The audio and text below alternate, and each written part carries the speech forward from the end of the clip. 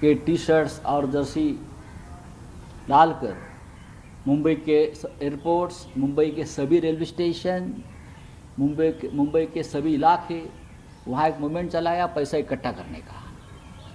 लाखों करोड़ों लोगों ने उस वक्त विक्रांत के नाम पर, हिंदुस्तान की स्वाभिमान के नाम पर लाखों करोड़ों रुपए उसमें डाल दिए। मुझे मालूम है कि मुझे कल 4 लोगों ने फ़ोन किया था कि हमने नेवी नगर में, जहाँ नौसेना अधिकारी रहते हैं, चर्चगेट स्टेशन में, चेंबूर में, ऐसे बहुत से इलाके हैं कि हमने उस डिब्बे में जो ये घुमा रहे थे, ये 5-5 हज़ार रुपया, 10-10 हज़ार रुपये की नोटें डाली है देश की।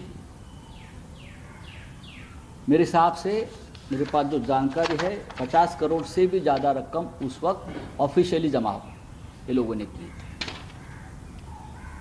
लोगों को लगता था कि ये सब पैसा जाएगा विक्रांत को बचाने के लिए। मिस्टर सोमैया ने उस वक्त सभी अखबारों में कहा था कि ये पैसा हम जमा करेंगे और ये पैसा हम राजभवन के अकाउंट में उसका एक स्वतंत्र एक अकाउंट खोलकर जमा करेंगे, क्योंकि ये केंद्र सरकार से जुड़ा हुआ विषय था। लेकिन बहुत सालों से लोग ये पूछ रहे हैं कि विक्रांत का क्या हो गया, विक्रांत आखिर भंगार में क्यों चली गई। उस स्क्रैप में पैसा तो आपने इकट्ठा किया है। तो कुछ लोग कोशिश कर रहे थे उस पैसे के बारे में खोजने की। तो राजभवन जो है महाराष्ट्र का, राजभवन से अब जो हमें सूचना मिली है उसमें कहा है कि विक्रांत के लिए जो राशि जमा की गई थी, ऐसी कोई राशि इस कार्यालय में अब तक जमा नहीं की गई है। अगर ये राजभवन जो अभी आपके कब्जे में है, बीजेपी का एक हेडक्वार्टर बन गया है महाराष्ट्र का, वहाँ के अवर सचिव जी का ये लेटर है, अगर ये पैसा वहाँ जमा नहीं हुआ है तो ये पैसा कहाँ गया, किसके खाते में गया, किसके खिस्से में गया, पैसे का इस्तेमाल कहाँ गया। इतनी बड़ी रकम है तो ये पैसा किसी ने पचाया है, खाया है और ढकार दिया है। तो महाराष्ट्र सरकार तो जांच करेगी, लेकिन केंद्र सरकार की सबसे बड़ी जिम्मेदारी है, सीबीआई हो, इनकम टैक्स हो या उनकी चहती ईडी हो, ये सबके लिए मेरा आह्वान है, राष्ट्रीय सुरक्षा, देश की भावना, उनके साथ जो खिलवाड़ हुआ है, जो पैसे का खेल हुआ है, लोगों को फंसाया गया है, ठगा गया है, उनकी इंक्वायरी तो होनी चाहिए। लेकिन ये जो देशद्रोह का मामला बनता है, सीधा ये देशद्रोह का मामला बनता है।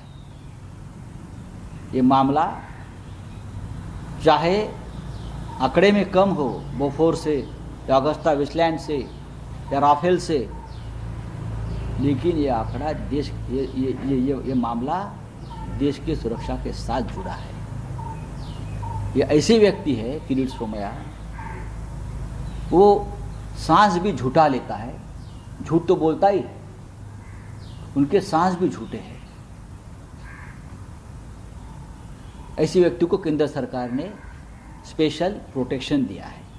ऐसे व्यक्ति को जिसने देश की सुरक्षा के साथ ये धोखा किया है, लोगों को फंसाया है, ऐसे व्यक्ति को केंद्र की स्पेशल प्रोटेक्शन इसलिए है क्योंकि महाराष्ट्र में वो महाविकास आघाड़ी के नेताओं के ऊपर दर दिन झूठे आरोप करता है, झूठे कीचड़ उठाता है।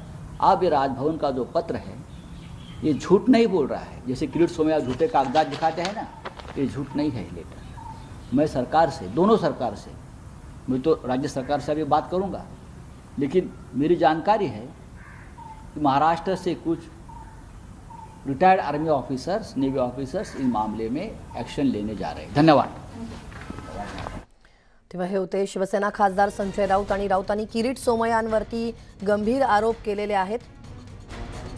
काल ईडीची झालेली त्यांच्यावर कारवाई आणि त्यानंतर आता केंद्र सरकारनं या सगळ्या प्रकाराची चौकशी करावी असं देखील म्हणत त्यांनी राज्यातील तपास यंत्रणांनी चौकशी करावी असं देखील त्यांनी म्हटलेलं आहे। राऊतांनी किरीट सोमय्यांवरती गंभीर आरोप केलेत आणि राऊतांनी सोमय्यांवरती जे आरोप केलेले आहेत तर त्या आरोपांवरती त्यांनी INS विक्रांतच्या नावाखाली 57 ते 58 करोड जमा केलेली रक्कम कुठं गेली असा देखील सवाल विचारलेला आहे आणि ते पैसे लाटल्याचा आरोप यांनी किरीट सोमय्यांवरती केलेला आहे आणि या सगळ्या प्रकाराची केंद्र सरकारनं चौकशी करावी असं देखील संजय राऊत यांनी म्हटलंय.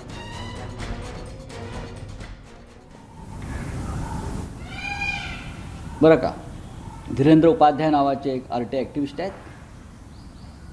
त्यांनी राज्यपालांना विचारलं की 2013, 2014 किंवा 2014, 2015 में विक्रांतसाठी अशा प्रकारे जे पैसे गोळा करण्यात आले होते ते तुमच्याकडे जमा झाले आहेत का, चेकद्वारे किंवा कॅशद्वारे. राज्यपालांचं पत्र आहे, राज्यपाल कार्यालयाचं. ऐसी कोई राशि इस कार्यालय में जमा नहीं की गई है, ऐसी कोई राशि इस कार्यालय में जमा नहीं की गई है. देशाच्या संरक्षण व्यवस्थेशी, देशाच्या राष्ट्रीय भावनेशी केलेली ही शुद्ध फसवणूक आहे, हा देशद्रोह आहे. 57 कोटी रुपये या देशद्रोही किरीट सोमय्याने गोळा केले भारतीय जनता पक्षाचा झेंडा घेऊन. 57 कोटी ही लहान रक्कम नाही आहे, ही नुसती समोर सांगितली रक्कम आहे. हा आकडा 100 कोटीच्या वर असावा असं मला वाटतं. बरे, माझं उत्तर नाही आहे. आता ते येतील आणि सांगतील आपला तर काय सामान्याचं नाही. हे फोटो आहेत, पैसे गोळा केलेले आहेत लोकांनी. मला ते 10 लोक कालपासून भेटले जेव्हा त्यांना हे बाहेर आलं की आम्ही चर्चगेट स्टेशनला त्या डब्यामध्ये 5-5 हजार रुपये टाकले विक्रांतसाठी म्हणून.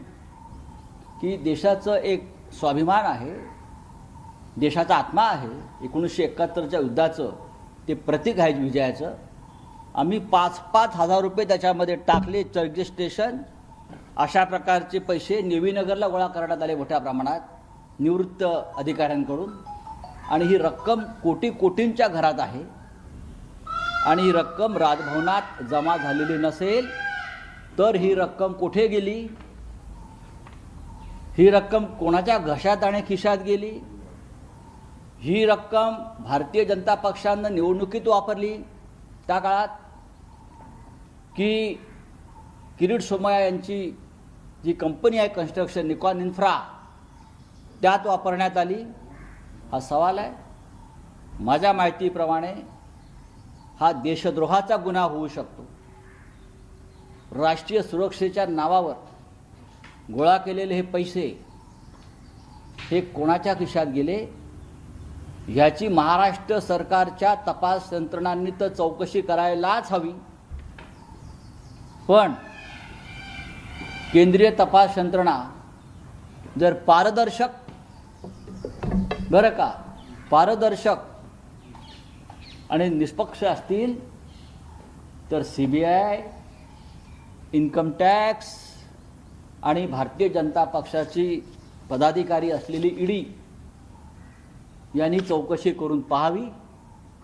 जर त्यांना या चौकशीत काही सापडत नसेल तर मी त्यांना मदत करीन. ह्यामध्ये सोमय्या सोडून अजून कोण आहे असं तुम्हाला वाटतं का?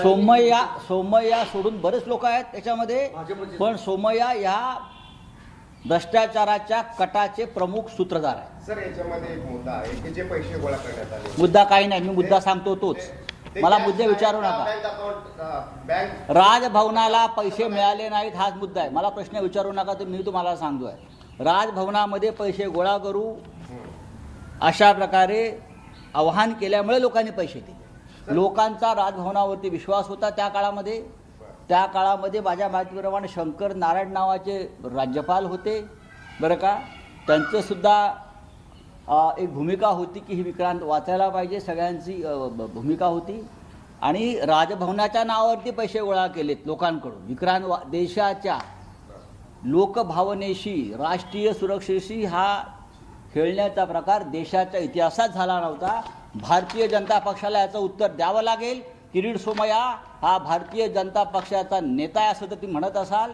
जर किरीट सोमय्याला या क्षणी केंद्रीय सुरक्षा व्यवस्था दिली असेल तर केंद्रीय सरकारनं या देशाच्या सुरक्षेशी खेळणाऱ्या एका राष्ट्रद्रोही व्यक्तीला अशा प्रकारची सुरक्षा देऊन राष्ट्राशी धोका केलेला आहे. तुम्ही याबद्दल पंतप्रधानांना केंद्रीय गृहमंत्र्यांकडे काही तक्रार करणार आहात का, पत्र लिहिणार आहात का? मी काय करायचं ते करेन, ते होईल.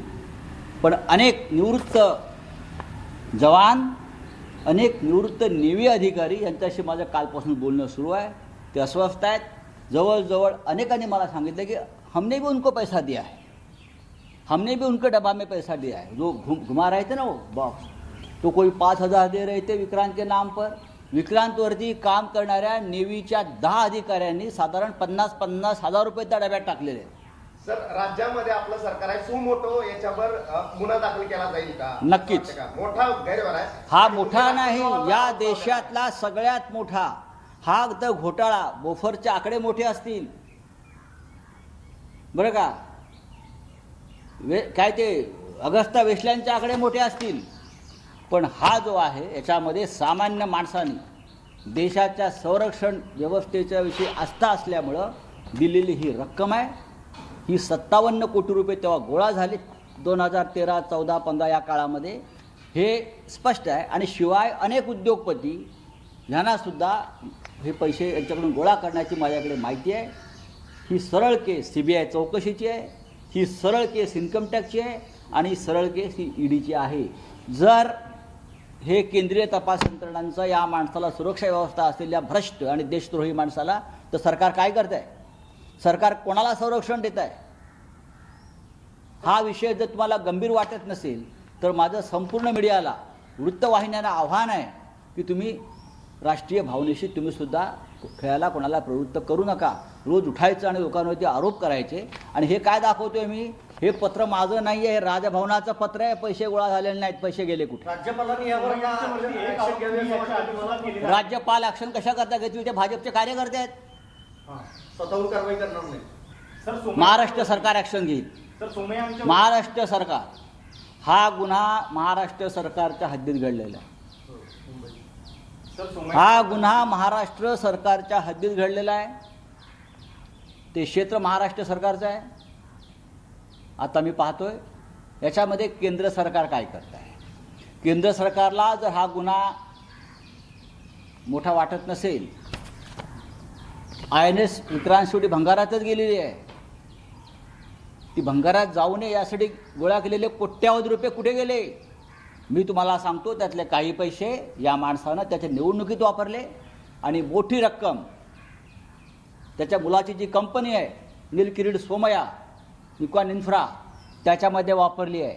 हे महाशय चार्टर्ड अकाउंटंट असल्यामुळे त्यांना असा पैसा कसा जिरवायचा, पचवायचा आणि ढेकर द्यायची हे माहिती आहे. ते चार्टर्ड अकाउंटंट असल्यामुळे त्यांना माहिती आहे. सर, सोमय्यांच्यावरती एक आरोप आपण याच्या आधी सुद्धा केलेला आहे, त्याच्या संदर्भात अजून कारवाई जी आहे कारवाई सुरू आहे. पण त्याच्यानंतर आता तुम्ही हा आरोप नवीन करताय, याच्या आधी का नव्हता केला? हा आरोप तुम्ही अचानकपणे आज करताय. मला काही नेव्हीच्या अधिकाऱ्यांनी दिलेले कागद आहेत. ह्याच्यावरती लोकांच्या मनात खूप दिवस खदखद आणि शंका होती की आमच्या पैशाचं झालं काय.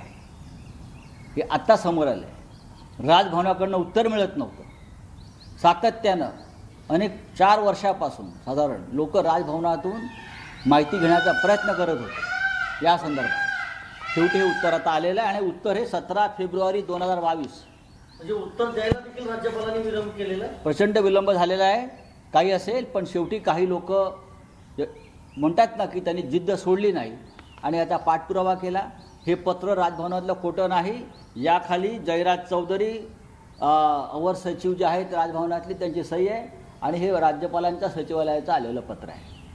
या संदर्भामध्ये काही लोक न्यायालयातसुद्धा जात आहेत. या संदर्भात काही प्रमुख लोक गुन्हे दाखल करतील. हे सगळे लोक जे आहेत माझ्या माहितीप्रमाणे हे देशाच्या संरक्षण सेवेत काम केलेले लोक आहेत. महाराष्ट्र सरकारनं या संदर्भात कठोर कारवाई करावी. त्याचबरोबर हे सगळं प्रकरण महाराष्ट्रातून केंद्राकडे पाठवून भारतीय जनता पक्षाच्या झेंड्याखाली कोणत्या प्रकारचा राष्ट्रद्रोह सुरू आहे हे प्रकरण काश्मीर फाईलपेक्षा भयंकर आहे. ही Vikrant file, INS Vikrant file, बरं का. धन्यवाद. चंद्रकांत पाटील तुम्ही म्हटलंय की